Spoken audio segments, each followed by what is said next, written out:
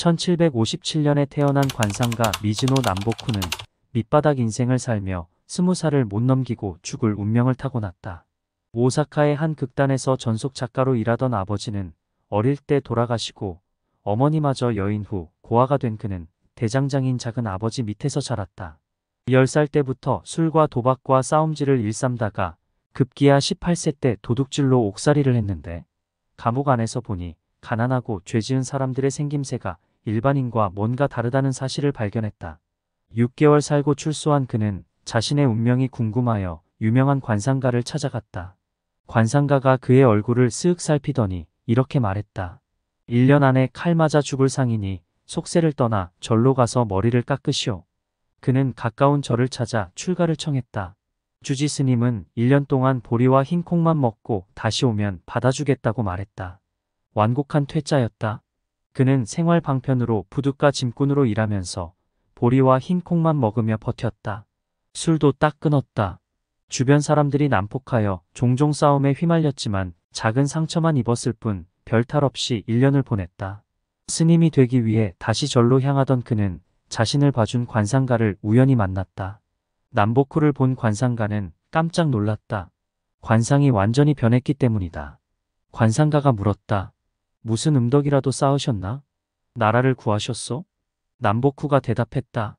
보리와 흰 콩 먹은 거밖에 없는데. 그동안의 일을 설명하자 관상가는 무릎을 쳤다. 음식을 절제해 운명이 바뀌었으니 이제 스님 안 해도 되겠소? 그 길로 남보쿠는 관상가가 되기로 결심하고 전국을 떠돈다. 그때 나이 21세였다.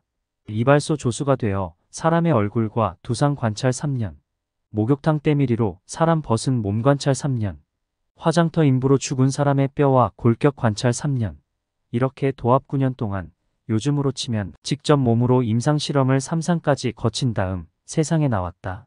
그는 관상을 볼 때 조금 불확실하면 옷까지 벗겨서 전신을 감정하여 그 사람의 운명을 정확하게 맞췄다고 한다. 또한 손님이 오면 일부러 거친 음식을 내놓고는 상대방의 반응을 살펴보고 운명을 판단하기도 했다. 그 외에도 단식과 폭포 수련 같은 고행도 마다하지 않았다. 하지만 그렇게 최선을 다해도 막상 핀트가 안 맞는 수가 있어 고민했다. 관상학 교과서에도 틀린 부분이 많았다. 사람에게 식사가 근본이다. 아무리 좋은 약을 먹더라도 음식을 섭취하지 않으면 생명을 유지할 수 없다. 그러므로 사람에게 가장 좋은 약은 바로 음식이다. 그런데 음식의 중요성을 모르고 관상을 보았으니 분명 부자가 될 상인데 어느 날 갑자기 폭망하거나 거지가 될 상인데 성공하여 떵떵거리며 사는 경우가 종종 있었다. 얼굴 생김새만 보고 기륭화복을 판단하는 기존의 틀에서 벗어나 운과 식사의 중요성에 대해 연구한 끝에 운명은 그 사람이 먹는 음식의 양에 달렸다는 사실을 알아냈다.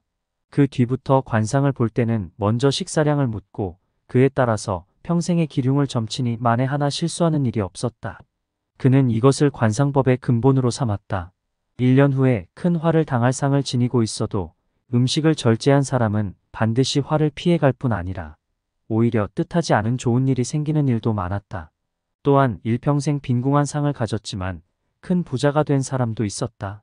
그러므로 사람의 부귀와 빈천, 장수와 단명, 궁핍과 복락은 물론 입신출세와 영달은 다 음식 절제에 달린 것이다.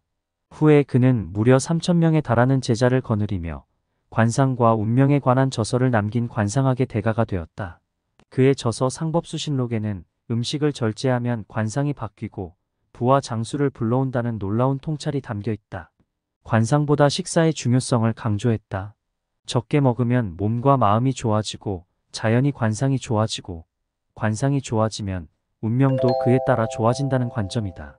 흉한 관상에 운과 건강이 나빠도 밥 한 그릇에 반찬 한 가지로 배에 8알만 채우면 운이 열린다. 소식하는 사람은 그에 상응하는 복을 받고 과식하는 사람은 비록 상이 좋아도 한평생 근심 걱정이 끊이지 않고 노년이 흉하다. 먹고 싶은 욕망을 80%로 줄이면 건강하게 오래 살 수 있다. 틀림없으니 우선 3년을 조심해보라. 그는 만년의 큰 저택에 살며 창고가 7개나 있었으나 절제와 소식을 세상 사람들에게 권하기 위해 자신은 평생 쌀밥을 먹지 않고 쌀로 만든 떡도 입에 대지 않았다고 한다.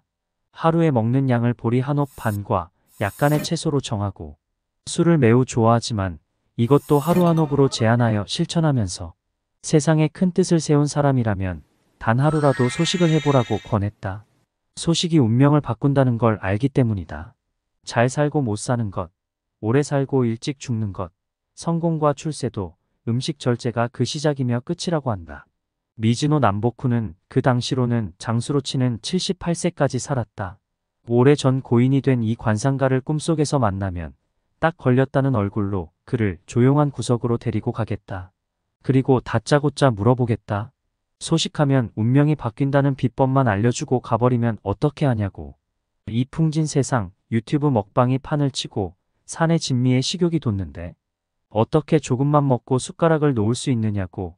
그게 노력한다고 되는 일이냐고. 그러니 결국 의지력 없는 보통 사람의 운명은 바꿀 수 없는 게 아니냐고. 볼멘 소리를 하면 그는 시대가 바뀌어 애프터 서비스가 필요하단 걸 알아차리고는 잔잔한 미소를 띠며 이렇게 대답하겠지. 음식을 먹는 건 그 속에 들어있는 기운을 먹는 것. 그런데 아스팔트로 덮인 현대인의 생활과 가공음식으로는 기운이 충전되지 않으니 식탐을 부리는 것이네.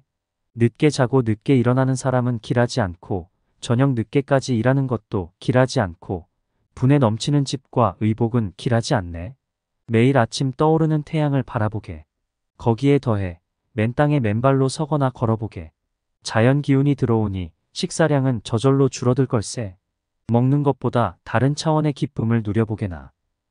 10년도 더 전에 알게 된 관상가 미즈노 남보쿠에게 무척이나 깊은 감동을 받았다.